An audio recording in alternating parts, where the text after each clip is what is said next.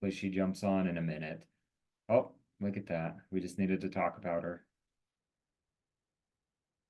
Kylie, how's it going? Good morning. It's going well. Good. Okay, Kylie, you're in charge of this one. You have all the questions. Did you see what I sent in the Yep. productivity channel? Yeah, so I'm just curious. Um, I guess sorry if you can hear Elsa in the background, but I am trying to prep for a seller consult on Friday, and I just would love strategy approaches, proven processes. And then also, I spoke with Corby, and she mentioned a net sheet. And then I reached out to her, and she said, "Oh yeah, before you do a seller consult, it's always helpful to have a net sheet prepped just so you can give them numbers." And I just kind of nodded my head, like, okay, yeah, I'll do that. And then I texted her yesterday. She sent me numbers. I have no idea what any of it means. So I do a net sheet as part of like the presentation, and it's such a rough numbers, and I can kind of show you how I do that. You know what? I can Yeah. exactly how I do that. And I can also like, yeah, however you want to do it. And will you just kind of like preface as well, like this is a net sheet. This is why it's important. I'm assuming it's the amount, like the cost to pay off their existing loan or some, I don't know. Yep. Yep. Yeah. Let's talk about this. Let me start very high overview of what I do in my listing presentation. So, number one, I get in there, kind of chat with them real quick. Then I do a quick walkthrough of the house. Now, I'm taking notes. I want to remember things for like when it's going live on the MLS, anything that they mention that they're like, ooh, we worked really hard to do this thing. And if it actually looks good, then you can write that down because then that can be something that you add in your listing description. So they love it because they're like, oh, you featured our fireplace that we built ourselves and are so proud of. And I'm like, yep, it looked good. Those kind of a things. Um, and then also write down any repairs or fixes or things that you think that they should do. Like make sure you declutter this random office bedroom because it looks like no one ever lives there. So whatever you want them Good to do. morning. Hey Priscilla. Um, and then after you do the whole walkthrough, go to the kitchen table and say, let's sit down on the kitchen at the kitchen and kind of go over everything. And then I always move from marketing to price, kind of an idea. So I start with, hey, do you have any questions about the whole sales process that I can answer as we get going? Or you can just interrupt me as we're kind of chatting. And then this is how I go. There's three ingredients that sell the home. Um, there's condition, there's the marketing, and then there's price. So we just went through the condition. Everything's looking good. I think you should do these couple fixes, blah, blah, blah, blah, blah. Next, let's talk about the marketing. What do I actually do to sell your home? And what am I going to do? One of my favorite ways to do this is there's a graph from NAR that tells you what percentage of people find the home which way. So it's something like 50% find it online. So I'm like, we're going to go crazy online. We'll post it on Facebook. It's on the MLS. It's syndicated out to literally every website that you could possibly find a home on. Then there's like 30% or something that's through real estate agents. So I'm going to present it in my team meeting. I'm going to talk it up to every agent that I know. I'm friends with a bunch of Facebook or friends on Facebook with a bunch of agents. I'm going to post it for them. So that's my plan to chat with agents and promote your listing. And so with these two things, we're like 80-90% already. Um, then the others that are big are the open house and the for sale sign. So we'll do an open house on Saturday, the first week. Usually it's just the first one that's really the big bang. After that, we can look at doing additional ones, but it only makes sense really on like price reductions, things like that. Then there'll be a sign that people can call in for more info. It will be routed to me. So if people have questions, I can talk to them there and we can follow up. Then there's like, it's like 1% from mailers and things like that. 4% knew the owner. So I always say like, I'll give you, like, you should post online. Hey, we're selling our house. Who do you know? Put it in your like your neighborhood pages, things like that. So maybe you can bring in the traffic as well. And so that's the marketing plan. Then I always end whatever the marketing is with, does that sound like a plan to sell your home? Like, I want to tie them down that they're like, yes, that works. If they seem a little hesitant, I always ask, have you ever heard of anything that any other agent is doing that I didn't mention? Because more often than not, you're going to do everything that any other agent will do. You'll just not mention it or spend enough time on it, and they're going to be concerned. Every once in a while, they're going to say like, "Oh, I want an email to go out to all of the agents in Utah." And you can say, "Oh, we actually do something like that. Anyone that has a search saved that their criteria meets, we're going to send an email out to." And so that's agents and their buyers. And so I don't need to do a direct blast and spam agents because anything that meets the criteria goes out to them. So check, like little things like that. So then once you've tied them down on marketing, then we move into a price. Now, in my mind, I have a range, and Priscilla and I were talking about this yesterday. There's kind of like three prices that I see it. It's like the low end price where you're going to get multiple offers and move very quickly. There's the market value of what we can try to come up with. And then the last one, I joke and call it California cash. Like you're just hoping that someone sells that $1 million home and comes in and wants your home more than anyone else and is willing to pay more money than it's worth and buys it. And we just joke how that never really happens. So we don't want to start high. We either want to start at what we think market value is, or we want to be a little bit below to have people bid it up. This is where I bring out the comps and I talk with them and have an idea of where we're going to be. So I'll be like, this is a home that sold down the street. You can see it was on the market for this many days. It was this much below offer. They had to lower their price. They paid concessions, blah, blah, blah. And I just kind of paint the picture of each of the houses. And so I might go through like 3 or 4 sold houses, at an under contract or two, and then the active listings that might be like our competition when we go live. And then I say, based on all of this, where do you feel like we should price the home? Now, again, I have an idea in my mind where I think market value is. If they say a number that's a little bit lower, I say, I love that. I think we might be on this low end strategy where we're going to get multiple offers or at least get a lot of buzz and get people very excited. So we might not be as many days on market. If they're on the high end, I'll say something like, okay, well, this seems like we're on the high end compared to the comps. Your house is nice, so maybe we can get that. I need to sell your house twice. First to the buyer, then to the appraiser. The appraiser doesn't care as much about some of these upgrades as a buyer will, so we might run into that later. Is that a problem if we get a higher price but then have to come down later because of the appraisal? And people will be like, oh no, we'll get the most amount of money that way, we know. So we kind of come with a plan. And then I say, great, now whatever we end up listing at, I want to put a plan in place because this market is moving all over the place with interest rates up and down. We never know. So if we make a price and we find out after a couple of weeks we're not getting enough showings or we're not getting any offers, we are just off. We didn't read the tea leaves right in this market. So I want to come down in price. So we'll do a price adjustment after 3 weeks of being on the market. Is that okay? And then they say, yep. And then that's when I do the next net sheet. And let me see if I can even share. Cameron, I have a quick just Yes. input. I told him that what you told me yesterday, and he was like, and he loved it. He was so excited. He's like, I trust you 100%.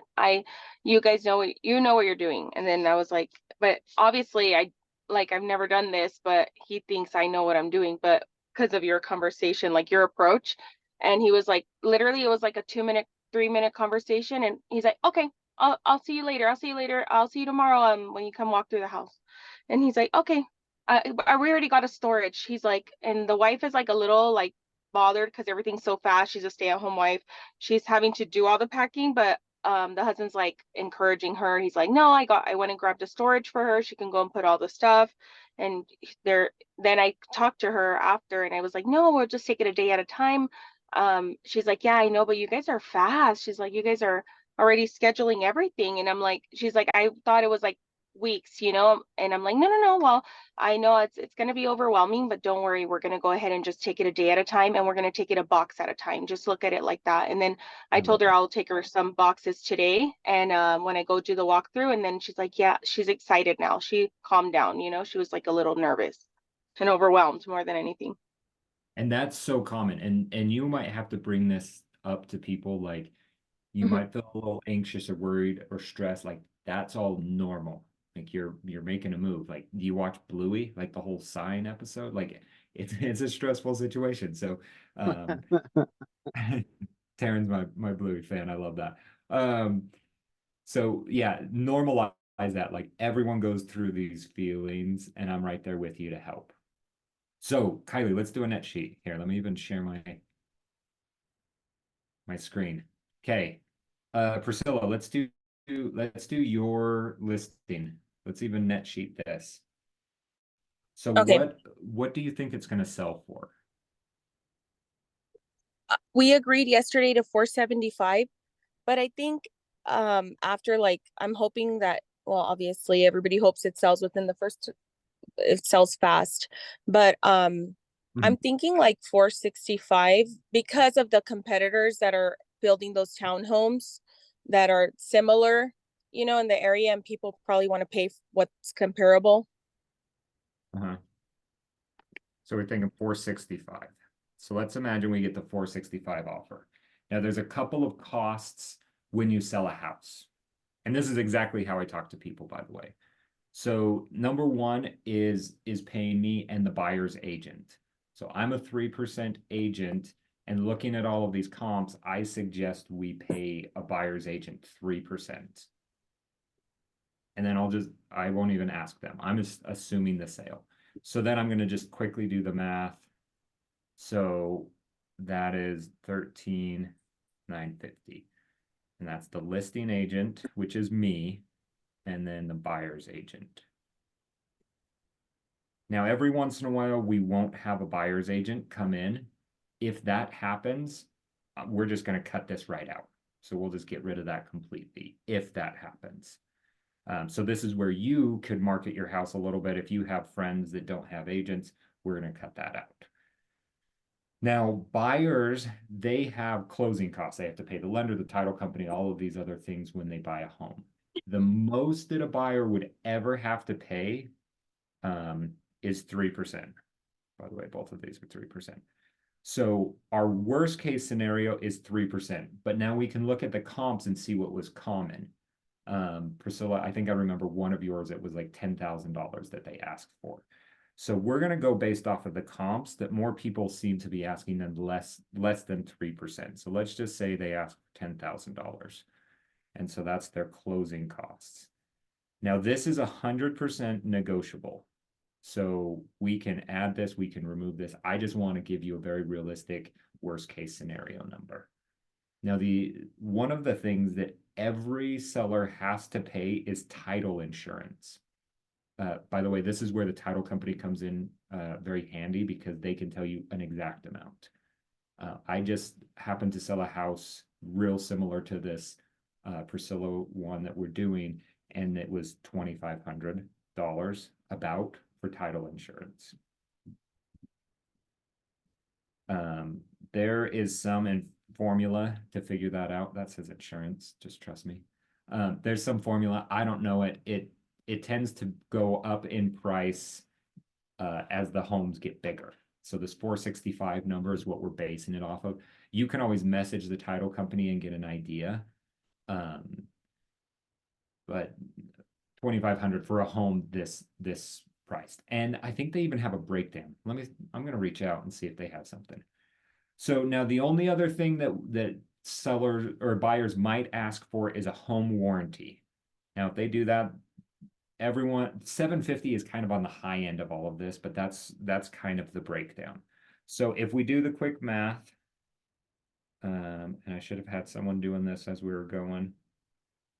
So our worst case scenario is that all of this cost 41,150 and minus that by our list price. So we're 423,850.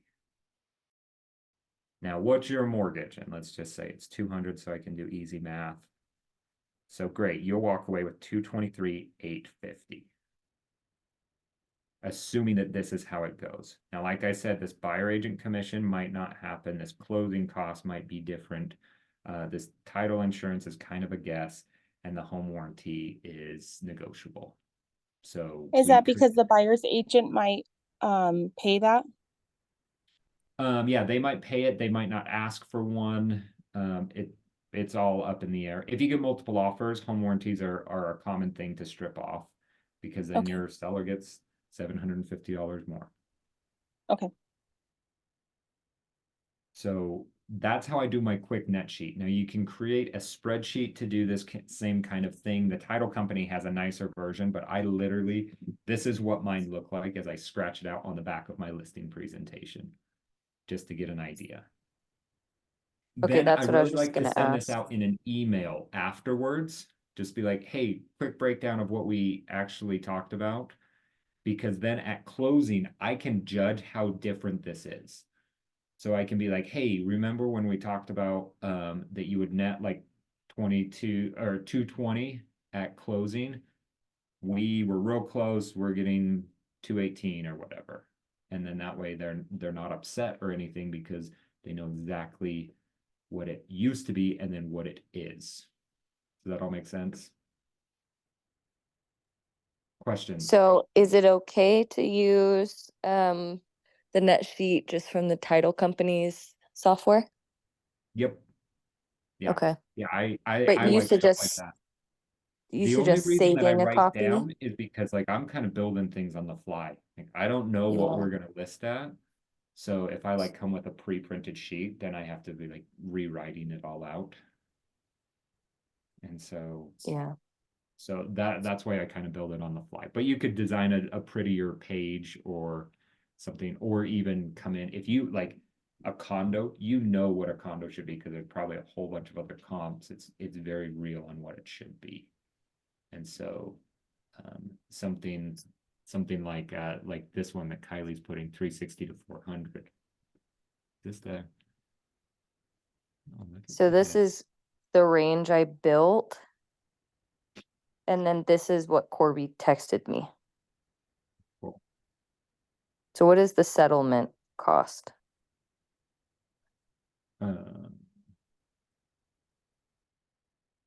Wait, what are we? The 360 to 400. So we're at 380. Oh, settlement. Oh. Yes, so settlement is this is what it actually costs to like sign with the title company. And so like they're like a notary, they have to prep the documents, they send everything off to the lender, blah blah blah. So that's what their fee is. Then this title, the policy is the title policy. So every single time you sell, you have to do a title policy.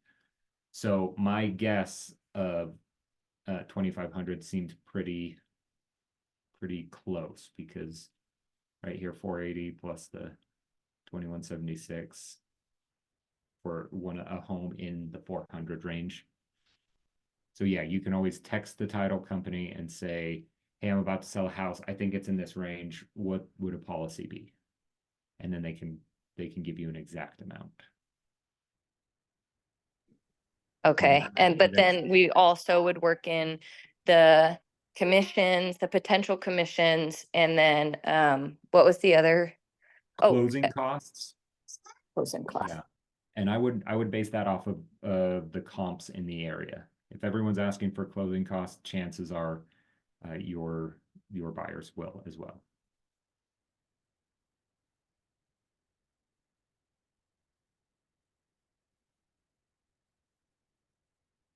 Okay. You guys are awesome. Go have some listing appointments so you can do some of this stuff.